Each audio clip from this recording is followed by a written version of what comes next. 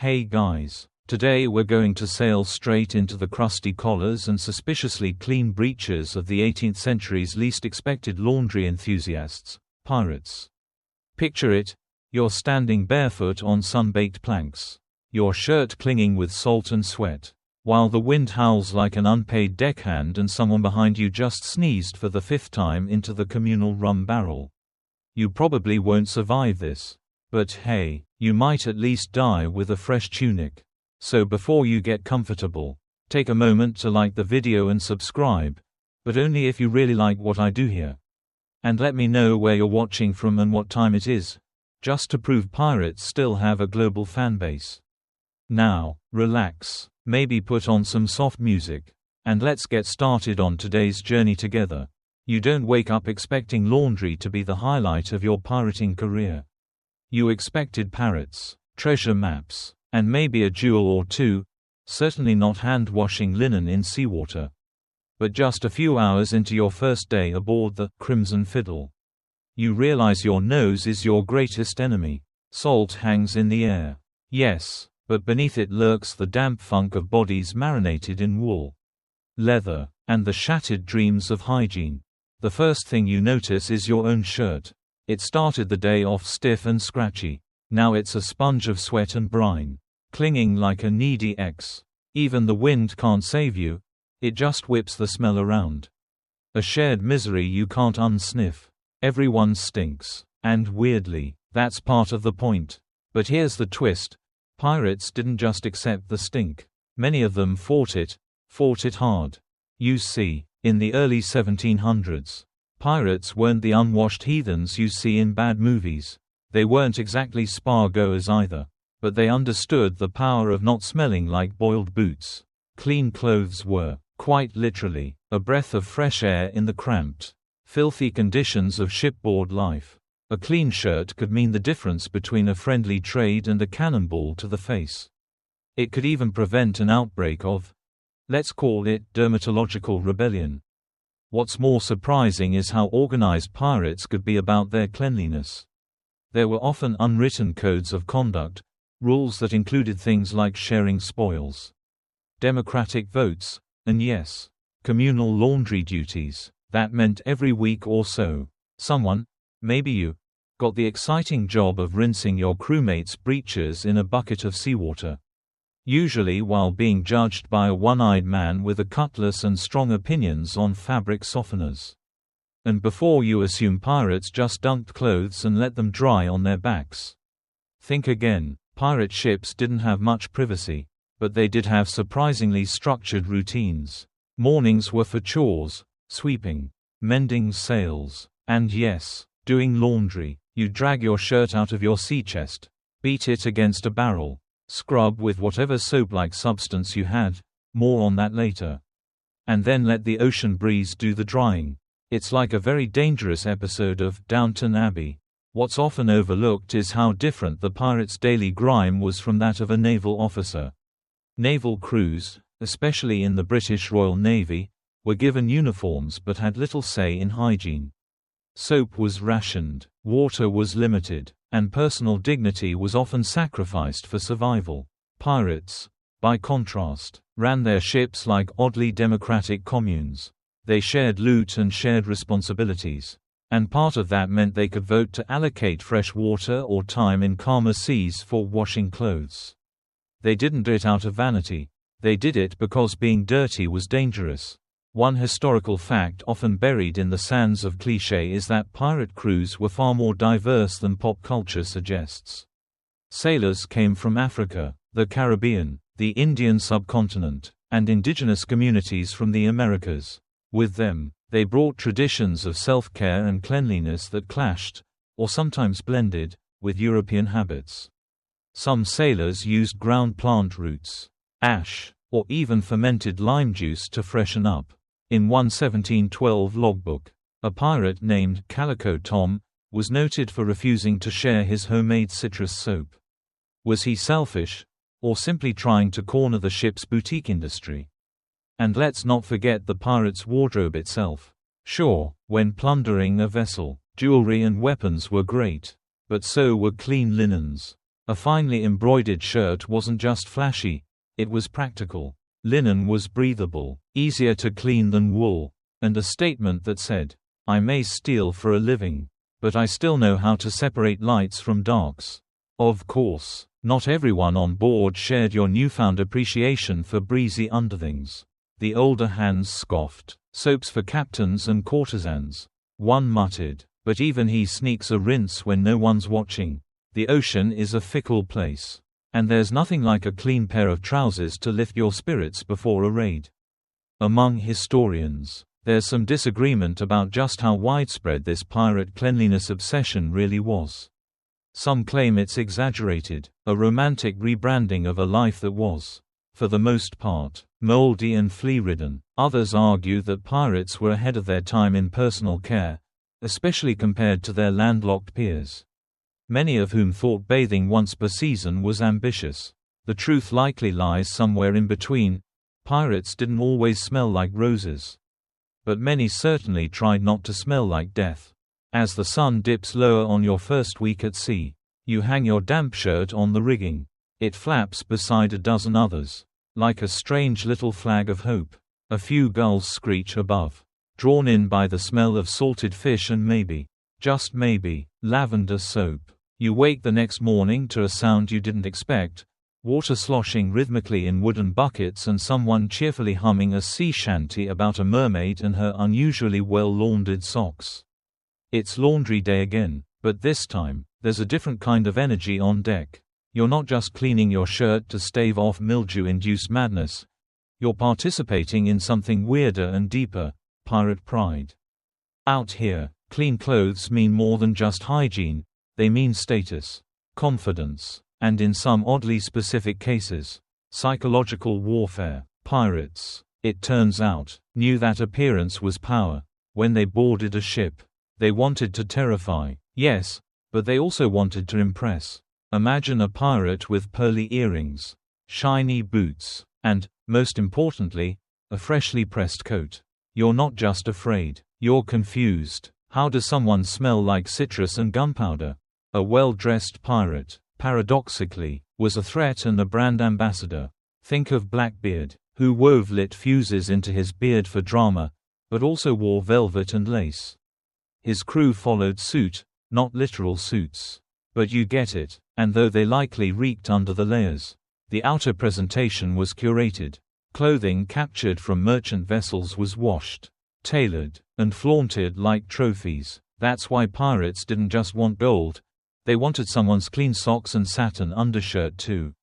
It wasn't just loot, it was fashion. And the maintenance of this fashion, surprisingly serious. Pirates valued tailors. On land, tailors stitched for kings. On sea, they stitched for the guy who threatened the king with a cannon. Some pirates even kept tailors on retainer, or enslaved them if they were unlucky merchant seamsters caught during a raid. Not the happiest subplot. But yes, that's how important clothing, and keeping it clean, was on the high seas. Which brings us to an unglamorous but vital hero of pirate laundry, soap. Or, more accurately, whatever passed for soap. In port towns, pirates would buy brown lye-based bars, thick with ash and animal fat. On long voyages, they improvised. You might find yourself scrubbing a stolen waistcoat with crushed coral, lemon juice, or the fermented runoff from fish barrels. And when you're desperate enough, you discover seawater and coarse sand make a pretty decent exfoliant. Also an excellent reminder of every scrape and bug bite on your body. Then there's urine. Yep, human urine, known as chamber lye, was used in Europe for centuries as a laundry agent. It breaks down into ammonia, a powerful cleanser. Pirate ships sometimes collected it in casks, let it ferment, and then used it to bleach linens. Romantic? No. Effective? Yes. The pungent after smell? Questionable. But if you're planning to board a Spanish galleon, a little nose-curdling edge might actually work in your favor. You start to notice subtle competitions happening aboard. One guy polishes his belt buckle every morning. Another always lays his breeches out just so, like he's auditioning for a salty Calvin Klein ad. It's an unspoken hierarchy. Who has the cleanest ruffles? the least faded hat, the boots with the fewest barnacles. There's pride in presentation, and mockery for those who slack. Smells like ye been sleeping in the bilge again, someone teases, as another crewmate sheepishly sniffs his own sleeve. And here's the curious thing. Pirates, for all their chaos, cared deeply about dignity. In a life without much control, storms, mutinies, disease, the ability to wear clean clothes was a small, sweet rebellion. It meant they hadn't given up, that even if they were one cannonball away from the deep blue goodbye, they'd meet it wearing a shirt that didn't crunch when folded. One strange historical tidbit: some pirate crews required new members to burn their old clothes and wear ship-provided garments. Sort of like a uniform, but also a fresh start. You weren't just joining a crew, you were being scrubbed of your past. And guess what? Those new clothes were usually laundered first. Your induction ceremony might include rum, a new alias, and a hand-washed linen shirt. Slightly too big, still warm from the sun. There's even an open debate among historians about how much of this fashion terror was intentional. Some say pirates dressed loud and laundered clean to confuse their victims, making them hesitate before resisting, unsure whether they were being visited by nobility or nightmares. Others argue that pirates simply had access to better loot and more free time than naval sailors, so they looked nicer by default. Either way, the effect was real. Pirates stood out. Back aboard your imaginary ship, you notice a new addition to the laundry line, a red sash with gold trim, drying carefully between two humble tunics. The captain himself brought it out this morning, muttering about bloodstains and bad omens. No one touches it. It sways in the breeze like a relic, treated with reverence. Even cutthroats have dry clean-only moments. Meanwhile, you're using a piece of driftwood to beat the salt out of your trousers, counting seconds between waves, and dodging the occasional flying fish that wants very badly to be your dinner. Your fingers sting, your back aches, but there's something meditative about it, this quiet act of care in a world that rewards violence. Your shirt, strung up beside others, begins to dry in the salty wind, and for a moment, the world doesn't smell like despair and bad decisions. You're halfway through your laundry duty when the wind shifts, and with it, the mood of the crew. A lookout yells, "Sails!" and everyone jolts into action. But you're holding your freshly scrubbed shirt like it's a newborn. Do you run to deck in your damp undershirt, or risk wearing it too soon and getting salt stains again? These are pirate problems, and they only get more ridiculous from here. The ship in the distance turns out to be a merchant vessel, low-slung, slow-moving, and likely full of goods, including, you suspect, fabrics, linens, and other coveted textile plunder. Everyone's excited, not just for treasure but for, possibly better trousers. You chuckle, but it's true. The whisper around the deck isn't just about gold.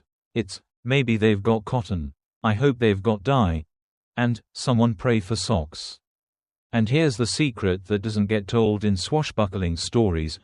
Pirates weren't just robbing for riches, they were curating wardrobes. Ships often carried fine textiles, bolts of silk, Turkish carpets, lace trims, and pre-made garments for aristocrats. Pirates took these with glee, not just for resale, but because they craved comfort and flash. You see that fancy vest the quartermaster wears during raids, stolen off a Portuguese diplomat. And yes, it's hand-washed weekly in lemon juice and vinegar. You board the merchant ship after a short scuffle.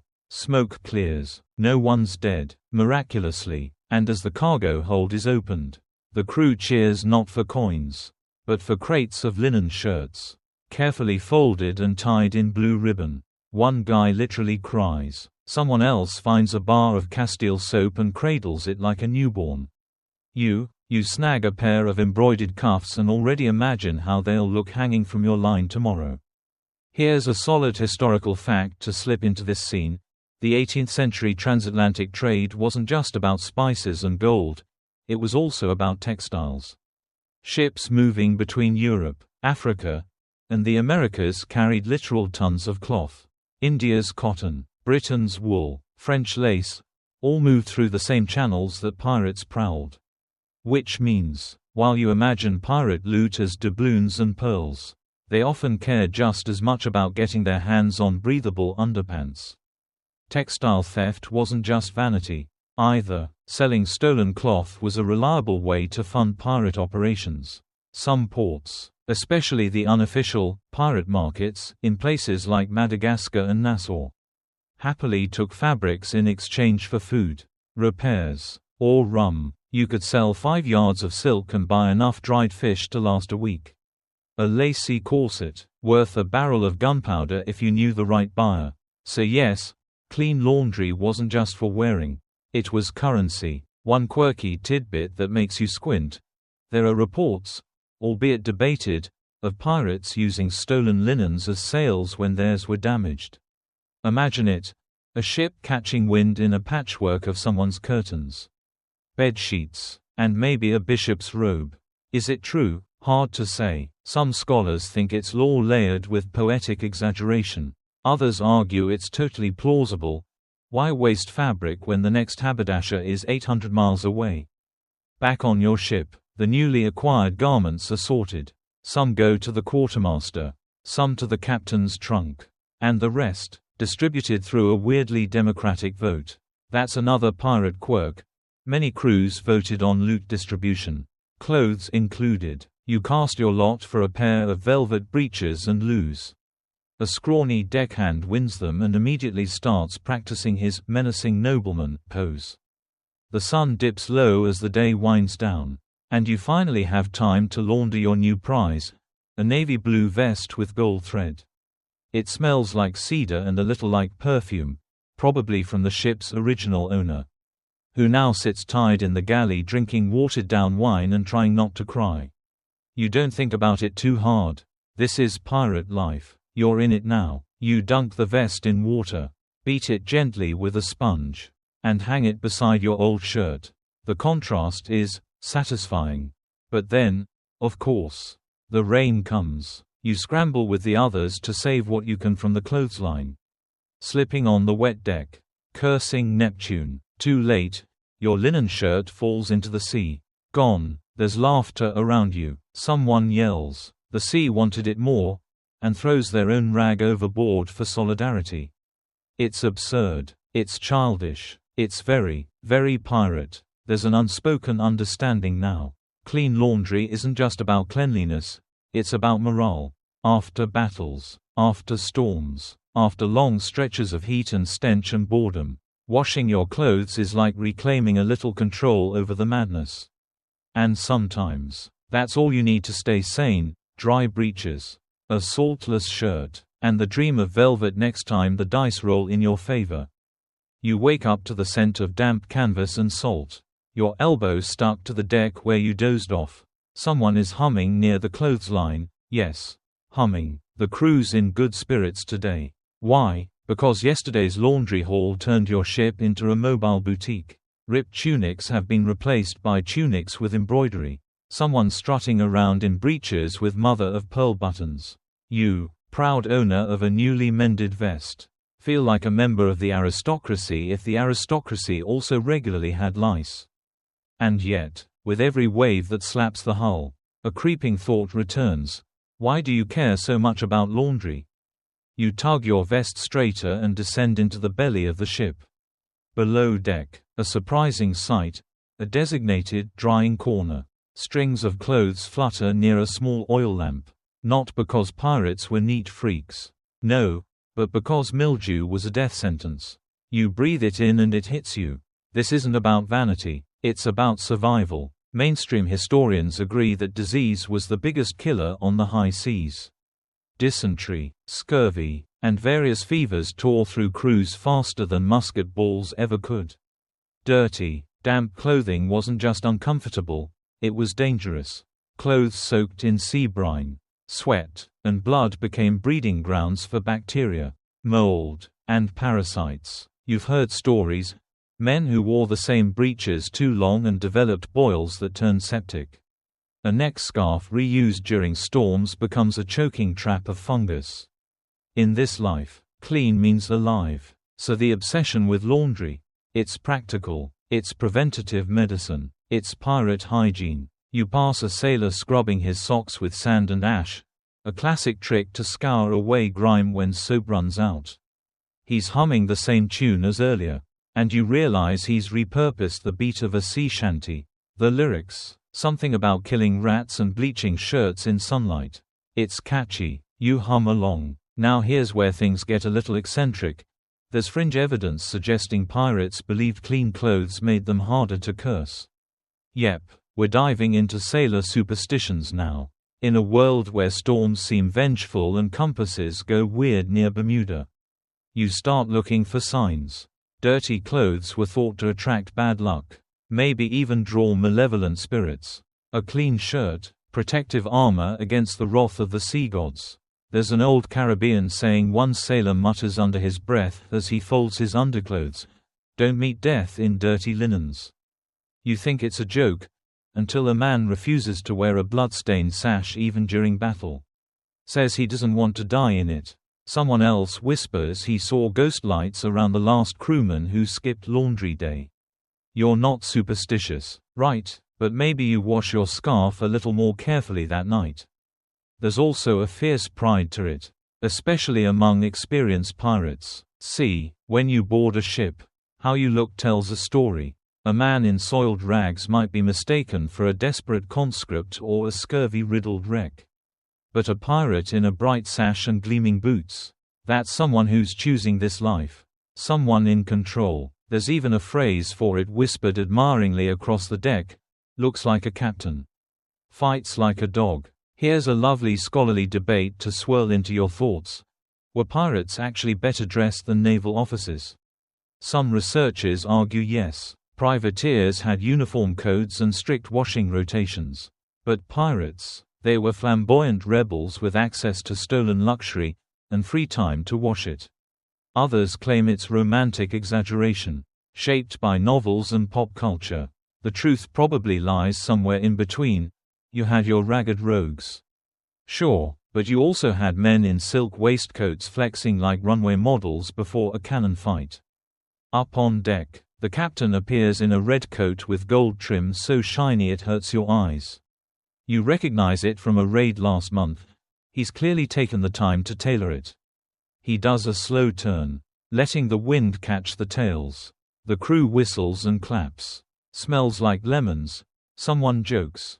He bows. What a ridiculous, beautiful world you live in. By now, even your boots feel smug. And that's saying something, since they were made from re-stitched sailcloth and a prayer. The only real threat to your laundry pride. Seagulls. One drops a surprise mid-sky, and you almost dive overboard in frustration. The pirate next to you pats your shoulder and offers a stained rag. "Welcome to the sea," he grins. You learn tricks from the older hands. Rub lime peels under your arms to keep fresh. Use ashes from last night's cookfire to lift grease. Dry wet boots by stuffing them with hot sand. But don't forget to empty them first. One guy didn't and ended up with toasted toes. Everyone's got a secret method. One man swears by rinsing with a splash of rum. Completely wasteful. Yes, but fragrant. And somewhere in this chaos, you realize something.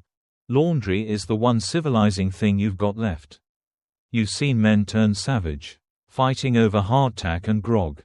You've seen storms roll in like mountains and tear sails like paper. You've seen death. But laundry, it's small, controlled, private, a moment of peace, a shirt that smells like the wind, a sleeve with no blood. That's sanity. So you keep at it. Day after day, you mend with bone needles and strips of sailcloth. You soak your shirts in seawater, rinse with rain, and dream of soap. You wear your clothes like armor and ritual. You take pride in it. And when someone sneers, when a new deckhand asks why you're scrubbing collars instead of sharpening blades, you just smile and say, "Because I plan on living long enough to wear them again." You stretch your arms as the sun drips gold across the sea. Your shirt still damp from its morning wash and smelling faintly of salt and citrus. The deck creaks underfoot, and somewhere behind you, someone curses softly, another sock lost overboard. Probably. You barely glance. The rhythm of the day has you lulled. Like rocking in a hammock. Wash, mend, fold, survive. But here's something you've started to notice lately. Laundry on a pirate ship isn't just about survival anymore. It's become status, identity, a kind of loud, fluttering declaration of who you are and what you've earned. That red sash, stolen from a Spanish noble. And you made sure everyone knew. The silk scarf knotted around your neck. You saw the former owner keelhauled. Even the striped shirt you're wearing was part of a merchant's prize chest. You traded a rusted pistol for it and have zero regrets. Laundry, you realize, is the one currency everyone respects. By now, some crews have even developed fashion codes. You board another pirate ship and instantly spot the pattern: blue headscarves, black sashes, cream tunics. They're matching, on purpose. The first mate explains it without a trace of irony: we like to look professional. Strikes fear faster, and you believe him. The effect is eerie, like being swarmed by very stylish wasps. Your own ship isn't far off. The quartermaster recently declared Tuesdays bleach days, and anyone who forgets gets stuck scrubbing the latrine buckets. There's even a reward system: cleanest shirt, extra biscuit ration, best mended trousers, a turn with the spyglass at sunrise. Morale soars. The cleanest pirates, practically celebrities. This is where things take a strange turn, because somewhere along the way, you start hearing rumors about a ship called the Lavender Ghost. Nobody knows if it's real. Some say it only appears in fog. Others claim it's manned by ghosts who do nothing but wash laundry all day. You laugh it off, until one night, off the coast of Antigua, you glimpse a sail glinting white under the moonlight. A ghostly white, rippling, spotless sail, and the scent that hits you: lavender. You blink, and it's gone. You don't talk about it, of course, but the next day, half the crew starts rinsing their shirts in boiled rosemary and dried herbs. Someone cuts a lavender sprig into the captain's tea. You just keep washing, but slower now, gentler. Remember that scholarly debate from earlier, whether pirates were truly cleaner or just more flamboyant? Well, here's another. Did pirates invent their own uniforms? Not out of discipline, like the Navy, but out of theater. It makes sense. If you can't outgun your enemies, outstyle them. Imagine boarding a ship dressed like a floating peacock. That kind of confidence makes a statement. It says, we're not desperate, we're deliberate. Mainstream historians might roll their eyes at this theory, but it sticks with you. Because laundry is the one thing no one can take once it's done. A washed shirt is a victory. A folded pair of breeches is proof of care. Order, a strange kind of peace amid cannon fire and chaos. You remember a story an old pirate told you one night, about a man who died during a storm, clinging not to his sword or his coin purse, but to his laundry bag. That's how you know he was the real thing. The old man whispered, he died trying to keep his drawers dry. You laughed. Then, now you just nod. The scent of freshly scrubbed linen clings to your hands as you check the rigging. Behind you, a deckhand is arguing over whether using lemon rinds as deodorant really works. Someone else swears by vinegar foot baths. The cook, always the philosopher, just says, smell bad if you want, but don't come crying to me when your socks get legs. You sit on a barrel and patch a sleeve. There's a tear shaped like a lightning bolt. How poetic. You stitch it slowly, the needle rhythm like a lullaby. Around you, shirts sway in the breeze. Bright against the gray sea, a pirate leans nearby and mutters. Makes the ship look like a traveling laundry service. You smirk. Yeah, a deadly one. And there it is, the truth you've been dancing around for weeks. Laundry isn't just about surviving the sea. It's about mastering it, taking what the world throws, storms, blood, salt, and saying, no, I'm still clean, I still choose order, I still choose life. It's resistance, folded into every garment. So the next time someone asks you why pirates care so much about clean clothes, you won't laugh, you'll shrug, maybe smile, and you'll say, because one day, that might be the only thing between me and madness. The sails flap above like applause. You breathe in, you smell soap. And for now, that's enough. So now, as the sun dips low and the last clean shirt is pinned to the line, you feel a hush settle over the ship like a lullaby. The waves have softened to a gentle rock, and even the rowdiest of your shipmates are quiet, their voices low, their movements slow. The sea, for once, is kind. Your hands are tired but warm. Salt lingers at the edges of your fingernails, and the scent of herbs clings faintly to your cuffs. Around you, the clean clothes sway gently in the breeze, like sleepy dancers at the end of a long ball. There's something deeply soothing about it, a comfort not just in the act of cleaning, but in the care behind it, as though every stitch, every rinse, every gentle squeeze of a shirt into the water was a way of saying, I matter. I will not disappear into this chaos.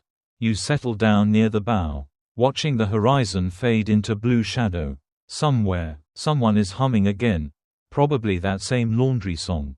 You close your eyes, feeling the sway of the ship, the softness of your shirt, and the quiet pride of a job done well. Out here, it's not gold or rum or revenge that keeps you sane.